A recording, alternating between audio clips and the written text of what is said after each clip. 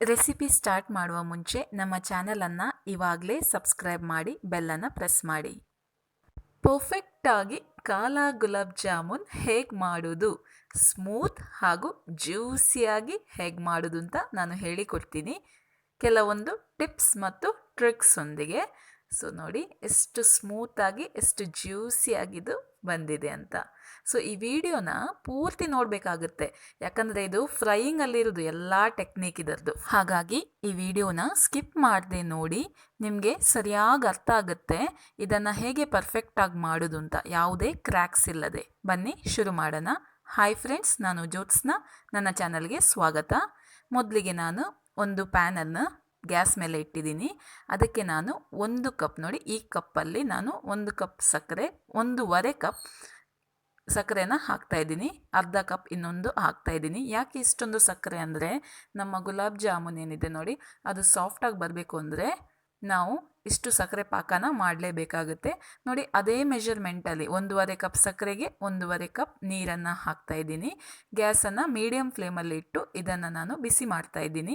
ಜಾಸ್ತಿ ಇದರಲ್ಲಿ ಪಾಕ ಬರಬೇಕಂತೇನಿಲ್ಲ, ಸಕ್ಕರೆ ಡಿಸಾಲ್ವ್ ಆದರೆ ಸಾಕು. ಸೊ ಇವಾಗ ನೋಡಿ ಸಕ್ಕರೆ ಡಿಸಾಲ್ವ್ ಆಗ್ತಾ ಇದೆ. ಸೊ ಇದಕ್ಕೆ ನಾನು ಜಜ್ಜಿಕೊಂಡ ಏಲಕ್ಕಿನ ಹಾಕ್ತಾಯಿದ್ದೀನಿ, ಫ್ಲೇವರ್ಗೋಸ್ಕರ ಅಷ್ಟೇ. ಇದಕ್ಕೆ ಸ್ವಲ್ಪ ನಾನು ಸ್ಯಾಫ್ರನ್, ಕೇಸರಿಯನ್ನು ಹಾಕ್ತಾಯಿದ್ದೀನಿ. ಇದು ಕಲರಿಗೋಸ್ಕರ, ನಿಮ್ಮಲ್ಲಿ ಇಲ್ಲ ಅಂದರೆ ಇದನ್ನು ಸ್ಕಿಪ್ ಮಾಡಬಹುದು ನೀವು.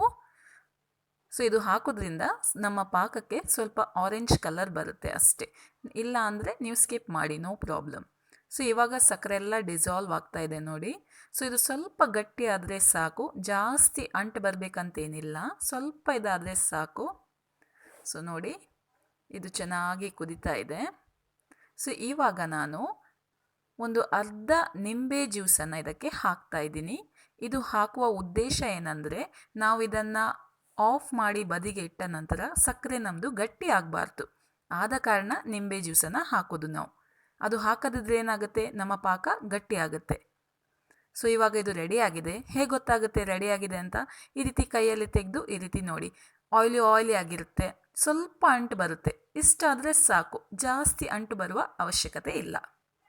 ಇದನ್ನು ಇವಾಗ ನಾವು ಆಫ್ ಮಾಡಿ ಮುಚ್ಚಳನ ಮುಚ್ಚಿ ಇಡಬೇಕಾಗತ್ತೆ, ಯಾಕಂದರೆ ಇದು ತಣ್ಣಗಾಗಬಾರ್ದು. ಇವಾಗ ನಾವು ಜಾಮೂನನ್ನು ರೆಡಿ ಮಾಡೋಣ. ಅದಕ್ಕೆ ನಾನು 1 ಕಪ್ ಮಿಲ್ಕ್ ಪೌಡ್ರನ್ನು ತಗೊಂಡಿದ್ದೀನಿ. ಬೆಟರ್ ಏನು ಅಂದರೆ ನೀವು ಫುಲ್ ಫ್ಯಾಟ್ ಮಿಲ್ಕ್ ಪೌಡ್ರನ್ನು ತಗೊಳ್ಳಿ. ಇದಕ್ಕೆ ನಾನು 1 ಚಮಚ ರವಾನ ಹಾಕ್ತಾಯಿದ್ದೀನಿ, ಸಜ್ಜಿಗೆ, ಸಪುರ ಸಜ್ಜಿಗೆ ಹೇಳ್ತಾರೆ ನೋಡಿ, ಅದನ್ನು ಹಾಕ್ತಾಯಿದ್ದೀನಿ. ಆನಂತರ 2 ದೊಡ್ಡ ಚಮಚ ಮೈದಾನ ಸೇರಿಸ್ತಾ ಇದ್ದೀನಿ, ಹಾಗೂ 1 ದೊಡ್ಡ ಚಮಚ ತುಪ್ಪನ ಹಾಕ್ತಾಯಿದ್ದೀನಿ. ತುಪ್ಪ ಇಲ್ಲಾಂದರೆ ಆಯಿಲನ್ನು ಕೂಡ ಹಾಕ್ಬೋದು. ಹಾಗೂ 2 ಚಿಟಿಕೆಯಷ್ಟು ಬೇಕಿಂಗ್ ಪೌಡ್ರನ್ನು ಹಾಕ್ತಾಯಿದ್ದೀನಿ. ನಿಮ್ಮಲ್ಲಿ ಬೇಕಿಂಗ್ ಸೋಡಾ ಇದ್ದರೆ ಅದನ್ನು ಕೂಡ ಹಾಕ್ಬೋದು. ಕೇವಲ 2 ಚಿಟಿಕೆಯನ್ನು ನಾನು ಹಾಕಿರೋದು. ಇದನ್ನು ಚೆನ್ನಾಗಿ ನಾವು ಹೀಗೆ ಡ್ರೈಯಲ್ಲೇ ಮಿಕ್ಸ್ ಮಾಡಬೇಕು. ಒಮ್ಮೆ ತುಪ್ಪ ಎಲ್ಲ ಇದರ ಜೊತೆ ಚೆನ್ನಾಗಿ ಮಿಕ್ಸ್ ಆಗಬೇಕು. ಸೊ ಈ ರೀತಿ ನೋಡಿ, ತುಪ್ಪ ಈ ರೀತಿ ಮಿಕ್ಸ್ ಆಗುವಾಗ ನಮ್ಗೆ ಗೊತ್ತಾಗುತ್ತೆ. ನಾವು ಕೈಯಲ್ಲಿ ಈ ರೀತಿ ಶೇಪ್ ಮಾಡುವಾಗ ನೋಡಿ, ಈ ರೀತಿ ಉಂಡೆ ಕಟ್ಟುವಾಗ ಅದು ಶೇಪ್ ಬರುತ್ತೆ.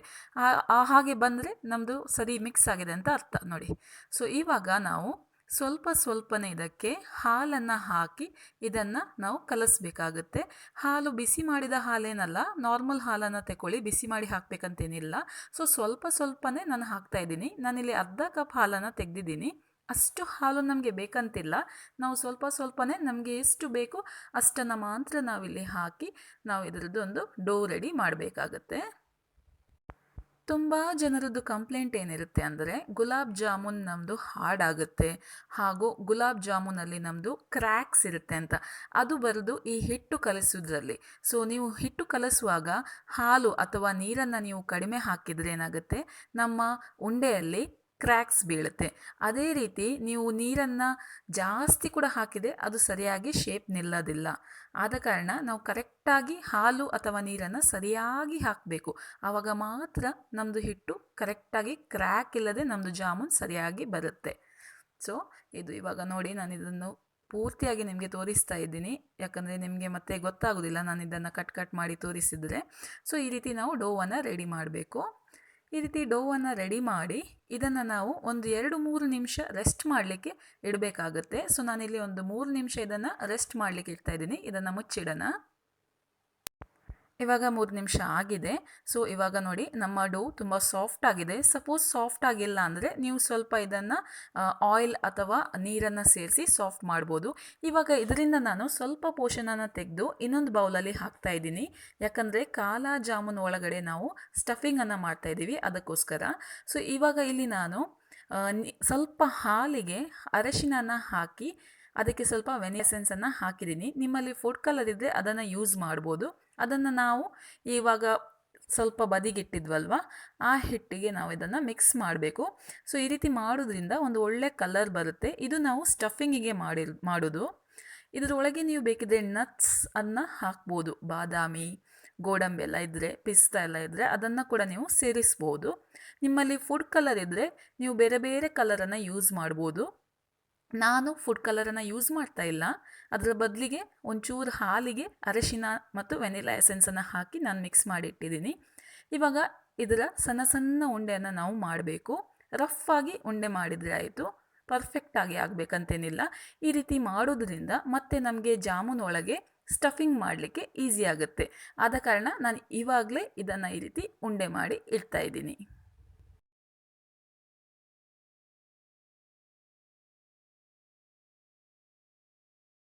ಓಕೆ ನೋಡಿ, ಇದು ಇವಾಗ ರೆಡಿ ಆಗಿದೆ. ಇವಾಗ ನಾವು ಜಾಮೂನನ್ನು ಮಾಡೋಣ.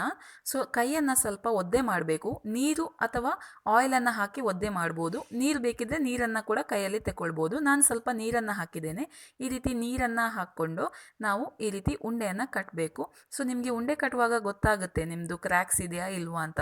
ಸೊ ಸ್ಮೂತಾಗಿ ಸರ್ಫೇಸ್ ಇದ್ದರೆ ನಿಮ್ಮದು ಅದು ಕರೆಕ್ಟಾಗಿ ಬರುತ್ತೆ, ಯಾವುದೇ ಕ್ರ್ಯಾಕ್ಸ್ ಇರಲ್ಲ. ಸೊ ಕ್ರ್ಯಾಕ್ಸ್ ಏನಾದರೂ ಇದ್ದರೆ ಇವಾಗ ನೀವೇನು ಮಾಡಿ ಅಂದರೆ ಸ್ವಲ್ಪ ಹಾಲು ಅಥವಾ ನೀರನ್ನು ಸೇರಿಸಿ ಇವಾಗಲೇ ಹಿಟ್ಟನ್ನು ಸ್ಮೂತ್ ಮಾಡಿ. ಇದನ್ನು ಈ ರೀತಿ ಸೆಂಟ್ರಲ್ಲಿ ಈ ರೀತಿ ಫ್ಲ್ಯಾಟ್ ಮಾಡಬೇಕು. ಆನಂತರ ಹೆಬ್ಬೆರಳಿನ ಸಹಾಯದಿಂದ ಸ್ವಲ್ಪ ಸೆಂಟರಲ್ಲಿ ಗ್ಯಾಪನ್ನು ಮಾಡಬೇಕು. ನೋಡಿ, ಸ್ವಲ್ಪ ಸ್ವಲ್ಪ ನೀರನ್ನು ಹಾಕಿ ಇದನ್ನು ನೀವು ಮಾಡ್ಬೋದು. ಆವಾಗ ನಿಮಗೆ ಕೆಲಸ ಮಾಡಲಿಕ್ಕೆ ಈಸಿ ಆಗುತ್ತೆ. ಆ ನಂತರ ನಾವು ಇದರೊಳಗೆ ಸ್ಟಫಿಂಗನ್ನು ಇಡಬೇಕು. ನಾವು ಆವಾಗಲೇ ರೆಡಿ ಮಾಡಿಕೊಂಡಿರುವ ಸಣ್ಣ ಸಣ್ಣ ಜಾಮೂನನ್ನು ಇದರೊಳಗೆ ಇಡಬೇಕು. ನೋಡಿ, ನಾನು ತೋರಿಸ್ತೀನಿ. ಇವಾಗ ಇದನ್ನು ಸೆಂಟ್ರಲ್ಲಿ ಇಟ್ಟು ಮೆಲ್ಲನೆ ಇದನ್ನು ನಾವು ಕವರ್ ಮಾಡಬೇಕು. ಸೊ ನೀರನ್ನು ಕೈಗೆ ಸೇರಿಸಿ ಕೈಗೆ ಹಾಕಿ ಇದನ್ನು ಈ ರೀತಿ ಕವರ್ ಮಾಡಿ, ಈ ರೀತಿ ಮಾಡೋದ್ರಿಂದ ನಮಗೆ ಆರಾಮಾಗಿ ಈಸಿಯಾಗಿ ಯಾವುದೇ ಕ್ರ್ಯಾಕ್ ಇಲ್ಲದೆ ನಾವು ಈ ರೀತಿ ಜಾಮೂನನ್ನು ಮಾಡ್ಬೋದು. ಸೊ ಈ ರೀತಿ ನೋಡಿ. ಸೊ ಇವಾಗ ಇದನ್ನು ಚೆನ್ನಾಗಿ ಸ್ಮೂತ್ ಮಾಡಿ ಕೈಯಲ್ಲೇ. ನೋಡಿದ್ರಲ್ಲ ಫ್ರೆಂಡ್ಸ್, ಹೇಗೆ ನಾವು ಕ್ರ್ಯಾಕ್ಸ್ ಇಲ್ಲದೆ ನಾವು ಈ ರೀತಿ ಉಂಡೆಯನ್ನು ಮಾಡ್ತಾಯಿದ್ದೀವಿ ಅಂತ. ಹೀಗೆ ಮಾಡೋದ್ರಿಂದ ನಮ್ಮ ಜಾಮೂನಲ್ಲಿ ಯಾವುದೇ ಕ್ರ್ಯಾಕ್ಸ್ ಬರುವುದಿಲ್ಲ. ಸೊ ಒಂದು ವೇಳೆ ನಮ್ಮ ಹಿಟ್ಟಿನಲ್ಲಿ ನೀರಿನಂಶ, ತೇವಾಂಶ ಕಡಿಮೆ ಇದ್ದರೆ ಮಾತ್ರ ಅದು ಕ್ರ್ಯಾಕ್ಸ್ ಬರುವುದು.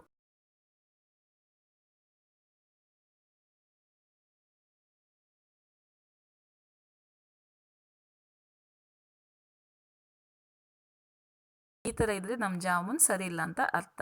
ಇದರಲ್ಲಿ ನೀರಿನ ಅಂಶ ಕಡಿಮೆ ಇದೆ. ಓಕೆ, ಇವಾಗ ಫ್ರೈ ಮಾಡಲಿಕ್ಕೆ ನಾವು ಗ್ಯಾಸನ್ನು ಲೋ ಫ್ಲೇಮಲ್ಲಿ ಇಡಬೇಕು. ಮೀಡಿಯಮ್ ಮತ್ತು ಹೈ ಫ್ಲೇಮಲ್ಲಿ ಇಡಲೇಬಾರ್ದು. ಯಾವುದೇ ಕಾರಣಕ್ಕೂ ಲೋ ಫ್ಲೇಮಲ್ಲಿ ಇಟ್ಟು ಒಂದೊಂದು ಜಾಮೂನನ್ನು ಈ ರೀತಿ ಹಾಕಿ ಈ ರೀತಿ ಸ್ಪೂನಲ್ಲಿ ಆಯಿಲನ್ನು ನಾವು ಈ ರೀತಿ ತಿರುಗಿಸಬೇಕಾಗುತ್ತೆ. ಇಲ್ಲಾಂದರೆ ಏನಾಗುತ್ತೆ ಅಂದರೆ ನಮ್ಮ ಜಾಮೂನ್ ಕೆಳಗಡೆ ಅಂಟ್ಕೊಳ್ಳುತ್ತೆ.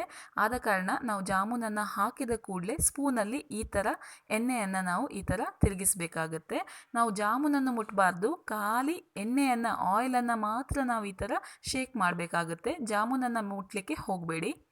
ಈ ರೀತಿ ಮಾಡೋದ್ರಿಂದ ನಮ್ಮ ಜಾಮೂನ್ ಕೆಳಗಡೆ ಪ್ಯಾನಿಗೆ ಸ್ಟಿಕ್ ಆಗೋದಿಲ್ಲ, ಅಂಟಾಗೋದಿಲ್ಲ. ಸೊ ಈ ರೀತಿ ಮಾಡಿ ಎಲ್ಲ ಜಾಮೂನನ್ನು ಈ ರೀತಿ ನಾವು ಆಯಿಲಿಗೆ ಬಿಡಬೇಕಾಗುತ್ತೆ. ಫ್ರೈಯಿಂಗ್ ಟೆಕ್ನಿಕ್ ಕೂಡ ಸರಿಯಾಗಿದ್ದರೆ ಮಾತ್ರ ನಮ್ಮದು ಜಾಮೂನ್ ಸರಿಯಾಗಿ ಬರುತ್ತೆ. ಆದ ಕಾರಣ ನೋಡಿ, ಈ ಥರ ಇದರಲ್ಲಿ ನಮಗೆ ಸ್ವಲ್ಪ ಪೇಷನ್ಸ್ ಬೇಕು. ಯಾಕಂದರೆ ಇದು ಸ್ವಲ್ಪ ಹೊತ್ತು ತಗೊಳ್ಳುತ್ತೆ ಈ ರೀತಿ ಮಾಡಲಿಕ್ಕೆ. ಸೊ ಈ ರೀತಿ ಮಾಡೋದ್ರಿಂದ ನಮ್ಮ ಜಾಮೂನ್ ಏನಿದೆ ನೋಡಿ ಪರ್ಫೆಕ್ಟಾಗಿ ಬರುತ್ತೆ. ಫ್ರೆಂಡ್ಸ್, ನಮ್ಮ ಅಡುಗೆ ನಿಮಗೆ ಇಷ್ಟ ಆದರೆ ನಮ್ಮ ವಿಡಿಯೋಗೆ ಲೈಕ್, ಕಮೆಂಟ್, ಶೇರ್ ಮಾಡಿ. ಹಾಗೂ ನೀವು ನಮ್ಮ ಚಾನಲನ್ನು ಸಬ್ಸ್ಕ್ರೈಬ್ ಮಾಡಲಿಲ್ಲ ಅಂದರೆ ಇವಾಗಲೇ ಸಬ್ಸ್ಕ್ರೈಬ್ ಮಾಡಿ. ಹಾಗೂ ನಿಮ್ಮ ಫ್ರೆಂಡ್ಸಿಗೆಲ್ಲ ಇದನ್ನು ಶೇರ್ ಮಾಡಿ. ಅವರಿಗೆ ಕೂಡ ಈ ಚಾನಲನ್ನು ಸಬ್ಸ್ಕ್ರೈಬ್ ಮಾಡಲಿಕ್ಕೆ ಹೇಳಿ. ನೋಡಿ ಇದು ಇವಾಗ ರೆಡಿಯಾಗಿದೆ. ಕಪ್ಪಾಗಬೇಕು, ಬ್ರೌನ್ ಆಗುವಾಗ ತೆಗಿಬೇಡಿ, ಕಪ್ಪಾದಾಗ ತೆಗೀರಿ. ಇದನ್ನು ಇವಾಗ ನಾವು ಸಕ್ಕರೆ ಪಾಕಕ್ಕೆ ಹಾಕಬೇಕು. ನೆನಪಿಡಿ, ಸಕ್ಕರೆ ಪಾಕ ಏನಿದೆ ನೋಡಿ ಅದು ಸ್ವಲ್ಪ ಬಿಸಿಯಾಗಿಯೇ ಇರಬೇಕು, ಇಲ್ಲ ಅಂದರೆ ಅದು ಚೆನ್ನಾಗಿ ಸ್ಮೂತ್ ಆಗೋದಿಲ್ಲ, ಎಬ್ಸಾರ್ಬ್ ಮಾಡೋದಿಲ್ಲ ಸಕ್ಕರೆನ. ಅದು ಚೆನ್ನಾಗಿ ಸಕ್ಕರೆ ಪಾಕನ ಎಬ್ಸಾರ್ಬ್ ಮಾಡಬೇಕು ಅಂದರೆ ಸ್ವಲ್ಪ ಬಿಸಿ ಬಿಸಿಯಾಗಿಯೇ ಇರಬೇಕು ಅದು. ಇವಾಗ ಇದನ್ನು 1 ಗಂಟೆಗೆ ಇದನ್ನು ಮುಚ್ಚಿಡೋಣ. ಸೊ 1 ಗಂಟೆ ಆಗಿದೆ. ಸೊ ಇವಾಗ ಇದನ್ನು ಕಟ್ ಮಾಡಿ ನೋಡೋಣ ಯಾವ ಥರ ಬಂದಿದೆ ಅಂತ.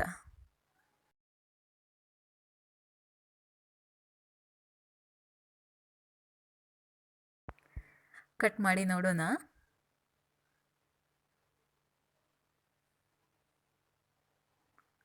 Wow, perfect kala gulab jamun ready to serve.